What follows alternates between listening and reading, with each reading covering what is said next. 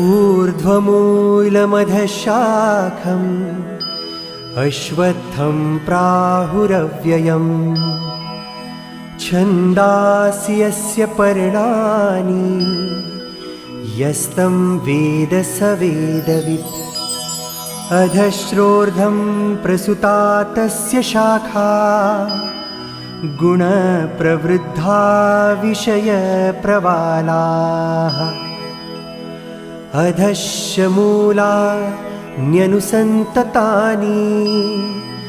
कर्मानुबन्धीनि मनुष्यलोके न रूपमत्से हतथोपलभ्यते नान्तो न चादे न च सम्प्रतिष्ठा अश्वत्थमेनं सुविरूढमूलम्